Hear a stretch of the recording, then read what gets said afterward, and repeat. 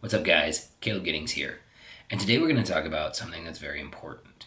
We're going to talk about the difference between performance on demand and parlor tricks. First, let me show you a video.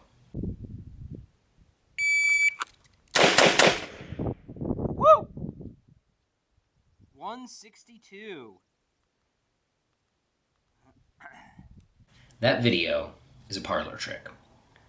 A 1.6 and change failure drill is something that I'm capable of doing, as you see in the video.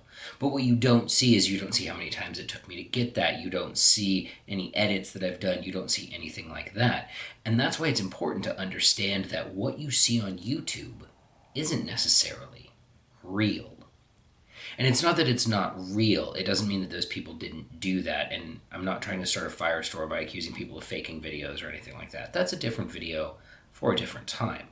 No, what I'm talking about is beware of judging people's performance abilities based on what they show you on video that they shot, that they edited. Instagram's not real.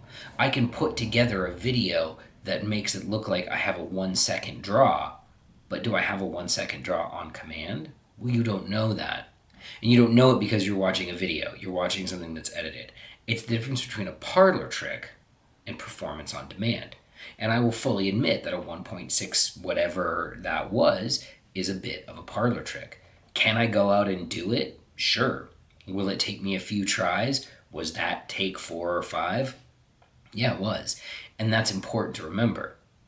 And if we understand then that Instagram and YouTube aren't real and that what people are doing on there isn't necessarily an accurate representation of their performance on demand skills, we then have to ask ourselves, how can we measure our performance on demand skills? And I have good news and I have bad news. The good news is that it's very easy to find places to measure skills of performance on demand. It's really easy to do that. Go to a match. Take a class that has a competitive element to it.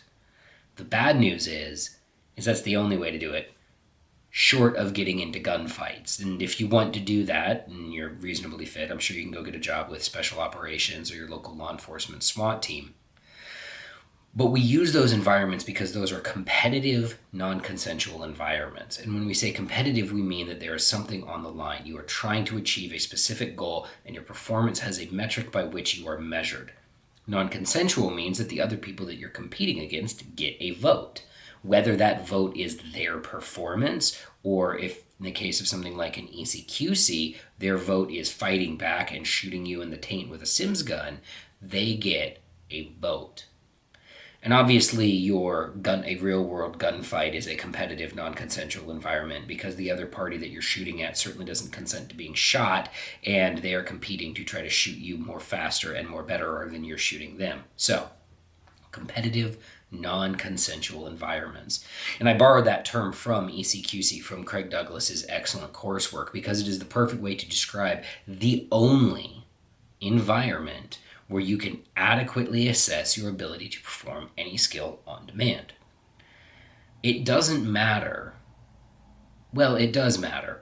It matters how well you do in practice, because practice is what builds up your base of ability, right? So if you don't practice, you will never develop the ability to perform high-level skills on demand because you'll just never get them.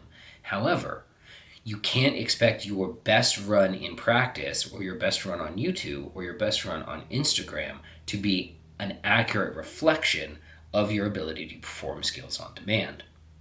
And that's why it's so important. And that's why you should be extremely suspicious of people who don't have that background, who don't engage in that, who don't recommend these as ways to pressure test your performance, to pressure test your abilities. Because if someone doesn't do it and they don't think it's necessary, then they're probably not doing it themselves, and they're probably not somebody that you need to take seriously about this subject either.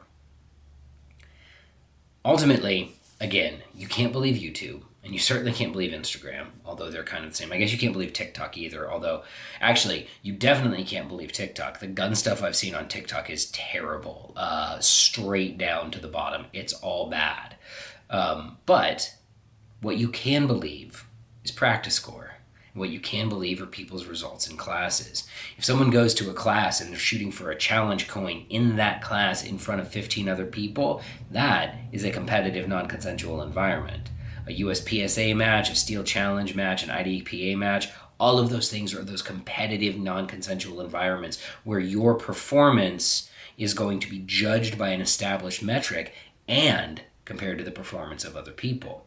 Obviously, ECQC by Shivworks, Craig Douglas, the best way to test your actual fighting skills without going out and getting into gunfights with people. And of course, getting into gunfights is a competitive environment that is certainly non consensual. Obviously, there's some barriers to entry there. You might have to join the military, you might have to become a cop. You usually can't go around getting into gunfights on the street without then going to prison.